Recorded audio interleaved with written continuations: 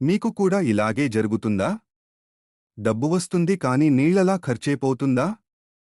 పగలు రాత్రి కష్టపడి సంపాదిస్తున్నా ఇంట్లో ప్రశాంతత లేదు, బర్కత్ లేదు అనిపిస్తుందా? ఆగండి. మీ ఆదాయాన్ని, మీ అదృష్టాన్ని అడ్డుకుంటున్న ఆ 3 తప్పులు మీరు కూడా చేయడం లేదు కదా?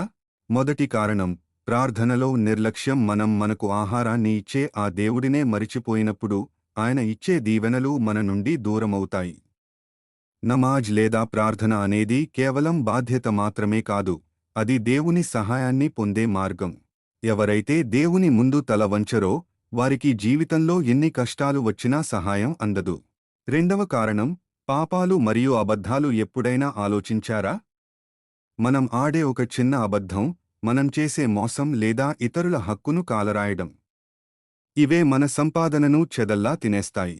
పాపాలు మనిషి దగ్గర ఉన్న కోట్లాది రూపాయలనైనా మట్టిలో కలిపేస్తాయి మరియు మనశ్శాంతిని దూరం చేస్తాయి.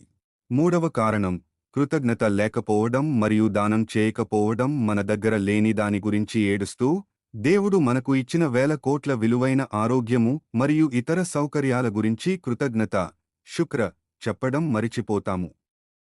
కృతజ్ఞత లేని చోట బర్కత్ ఉండదు. కాని ఎవరైతే ఉన్నదానిలో ఇతరులకు సహాయం చేస్తారో, సడ్కా, దేవుడు వారి సంపాదనను సముద్రమంత పెంచుతాడు. డబ్బు ఒక్కటే సంపద కాదు, మనశ్శాంతిని మించిన సంపద లేదు. ఈ రోజే మీ తప్పులను సరిదిద్దుకోండి, మీ దేవుడిని వేడుకోండి. ఈ మాట మీ మనసుకి తగిలితే మరొక నలుగురికి ఈ వీడియోని షేర్ చేసి పుణ్యాన్ని సంపాదించుకోండి.